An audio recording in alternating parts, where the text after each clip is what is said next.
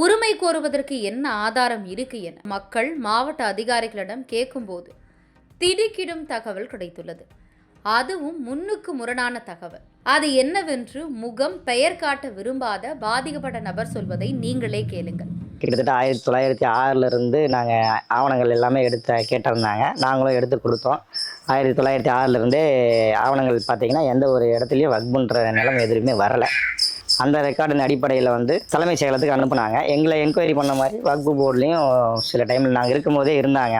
அவங்கள என்கொயரி பண்ணாங்க. இப்போ அவங்க சொல்லும் போது தான் 1863 வக்புக்கு திவானி ஷாங்கிறவர் கொடுத்துருக்கிறாரு அப்படின்ற மாதிரி அவங்க சொல்கிறாங்க. அவங்க சொன்ன பின்னால் தான் இது எங்களுக்கு தெரியவே வருது. எடுத்த புக்கிலலாம் நம்ம சர்ச் பண்ணி பார்க்கும்போது தான் தெரியுது 1863 திப்பு சுல்தான் கொடுத்ததாகவும் அந்த நிலத்தை திவானி ஷாங்கிறவர் வக்புக்கு கொடுத்ததாகவும் அவங்க சொன்னாங்க.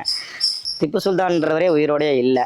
1799 திப்பு சுல்தான் 4ஆம் உலகப் போரில் இறந்துடுறாரு.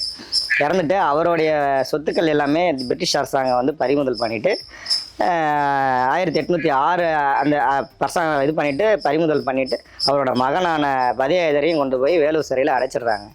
வேறு சிறையில் அடைச்சிடுறாங்க. இவங்களோட சொத்து மூலமே பறிமுதல் பண்ணிடுறாங்க. அதுக்கப்புறம் திப்பு சுல்தான் ஆட்சிங்கிறது இல்லை. அப்படி இருக்கும் வேளையில் எப்படி அவர் திப்பு சுல்தான் கொடுத்துருப்பாருன்னு எங்களுக்கு தெரியல.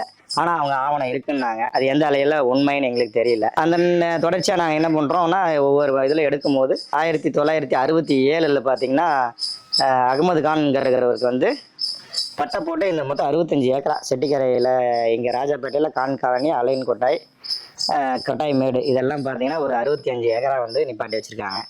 அது போக ஒரு பள்ளக்கொள்ளைன்றதில் ஒரு 103 ஏக்கரா நிப்பாட்டிடுறாங்க. கேரத்தால் ஒரு 170 ஏக்கரா நிப்பாட்டி வச்சுட்டாங்க. அதில் எங்கள் 65 ஏக்கரா இடத்துல தான் நாங்கள் பாதிக்கப்பட்டவங்க. அதில்